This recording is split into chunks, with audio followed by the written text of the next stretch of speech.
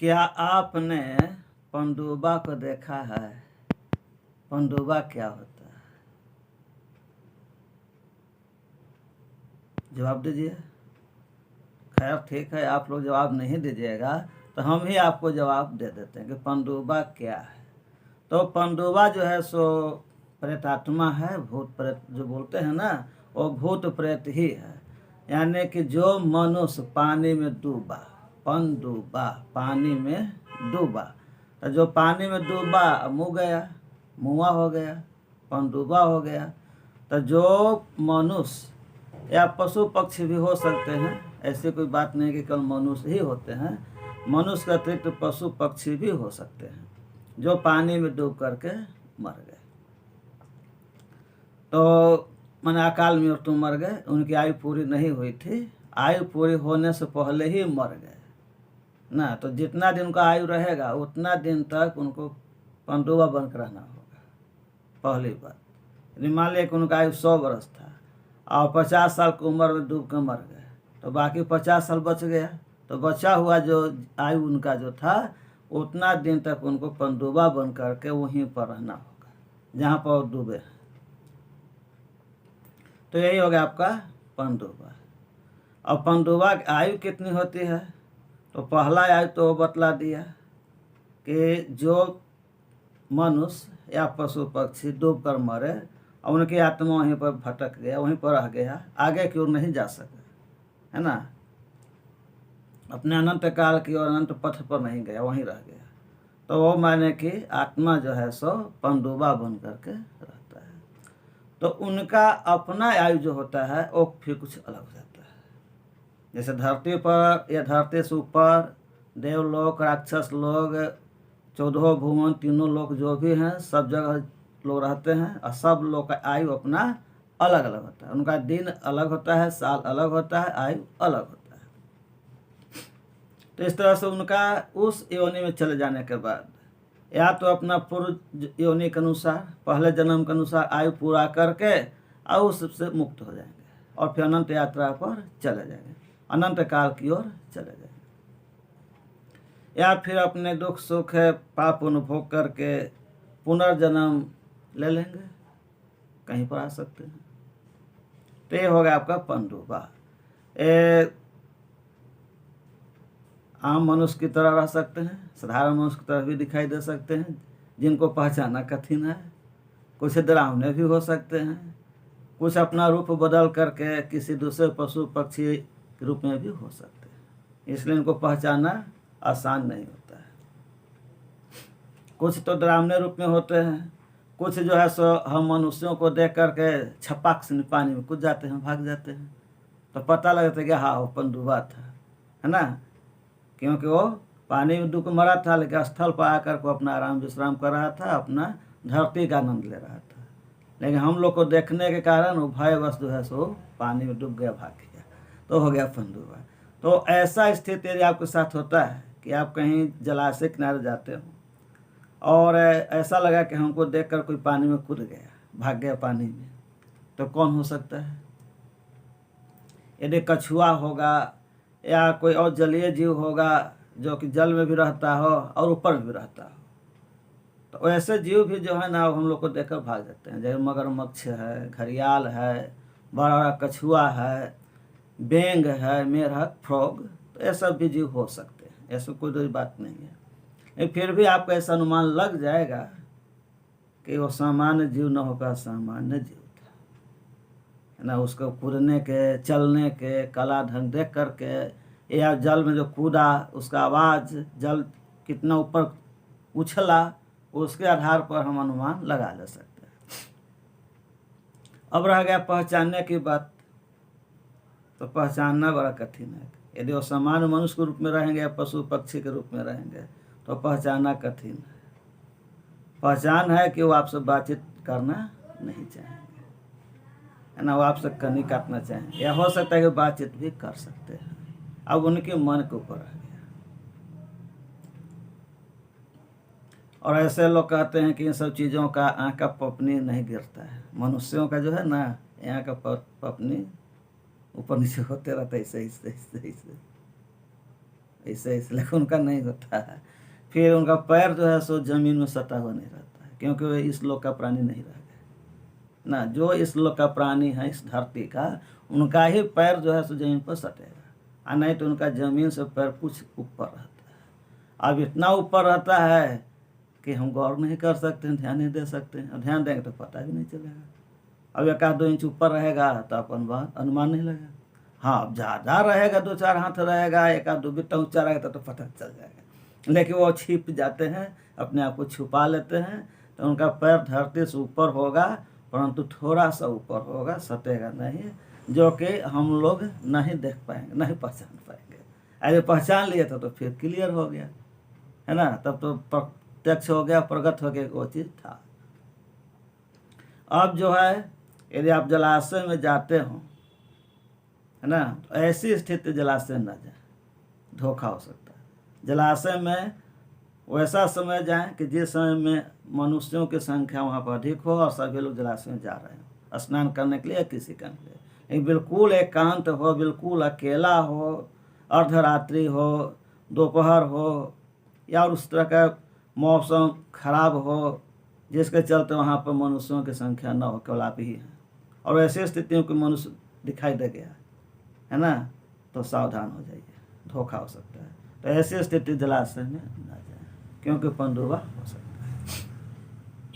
ऐसी स्थिति में जब मनुष्य वहाँ पर नहीं जा सकते हैं तो वो लोग आ जाते हैं, तब उन लोग का समय शुरू हो जाता है। तब वो लोग जो है ना सो अपना क्रियाकलाप चालू कर देते हैं पानी से बाहर, और हम लोग को देखते ही भाग जाते हैं। और कुछ लोग जो बरियार टाइप के जो होते हैं ना, स्ट्रॉन्ग, वो रह जाते हैं। तो ये यदि आपको डराना चाहेंगे तो अपना भयंकर रूप दिखा करके आपको डरा के भगा सकते हैं, या हमला भी आपके ऊपर कर सकते हैं। वे डरावना रूप भी हो सकते हैं, न भी हो सकते हैं, प्रायः नहीं होते, प्रायः डरावना नहीं होते हैं।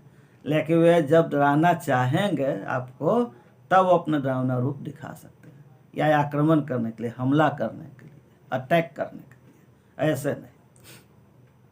तो आप जो सिनेमा वगैरह में, सीरियल में जो डरावना देखते हैं ना, वो आपको डराने के लिए बनाया गया है ना। वास्तविकता उतना 100% सही नहीं, थोड़ा सा सही है जब वो अटैक करना चाहेंगे तब, अन्यथा वो समान रूप में दिखाई देते हैं। दिखाई देना न देना ये सब जो है सो उनके ऊपर निर्भर करता है, हमारे ऊपर नहीं।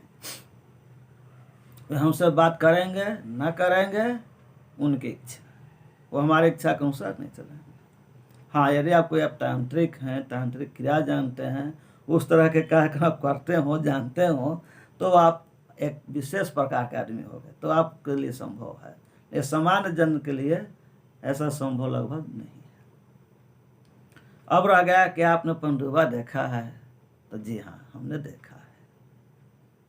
आज से बहुत समय पहले की बात है, करीब 20-30 साल पहले की बात है ना। अर्धरात्रि का समय था, भादों का महीना था, अंधरिया रात था, और रात्रि के करीब 12 बज रहा था। नहर के किनार था, और वहीं पर वो बैठा हुआ था आराम से, एकदम सुनसान, बिया बिर यहाँ जो बोलता है ना, एकदम कुछ नहीं था। सिर्फ वो जलाशय के ऊपर, नहर के ऊपर बैठा हुआ था, और अपना मुंह जो था सो जलाशय की ओर ही किए हुए था। और हम उसी के रास्ते से आराम से गुजर गए।